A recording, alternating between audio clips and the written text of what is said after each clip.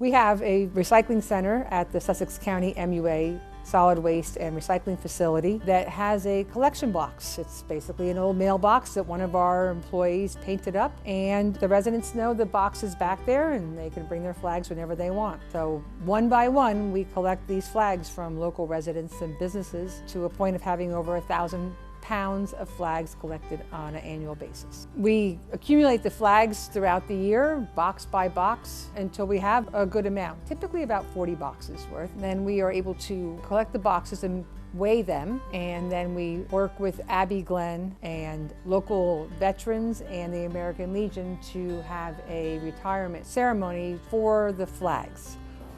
My name is Derek Cook, and my brother Kevin and I own the Abbey Glen Pet Memorial Park in Lafayette, New Jersey.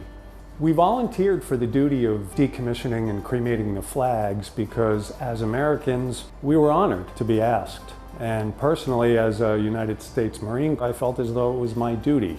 We built Abbey Glen to memorialize the unique and coveted relationships between man and animal, and in keeping with that mission, we felt that it fit very well to participate in the memorialization of the decommissioned American flags and everything that they've stood for during their time of service.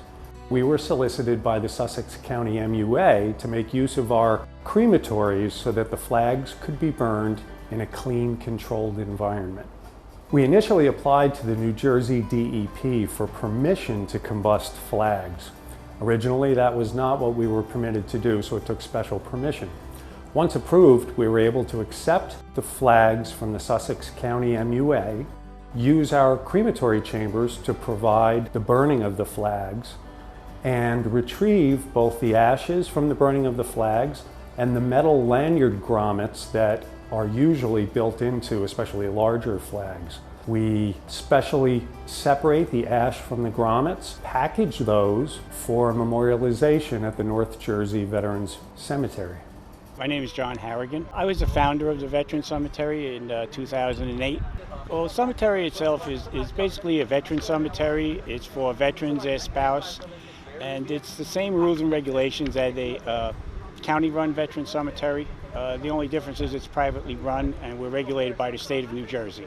Rini had called me about 5 years ago and said she had 800 pounds of flags she'd like to get rid of. So I said, well, what do you want me to do with them? And it was kind of surprising. She said, we're going to burn them and we'll get rid of the ashes. So I said, that'll work. So she wanted to spread them here at the cemetery on the graves, which was a fantastic idea. What we did with the first set of ashes was bury them here instead of spreading them. So that is the first interment that was done here at the Veterans Cemetery. Well, we use one flag basically as a representation of the 1,000 pounds of flags that we have, and we go through the process of actually acknowledging the flag is no longer suitable for being able to be displayed and that it needs to be properly retired.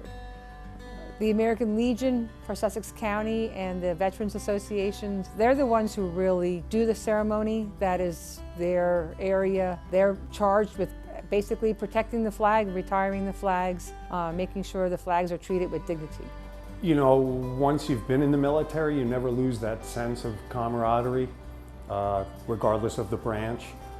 My father was a drill instructor in the Marines. I served as a combat diver in the Marines. And to be around fellow servicemen, regardless of their age or the era that they served, you still experience that sense of camaraderie and pride. And I definitely feel it when I'm with the fellows from the VFW.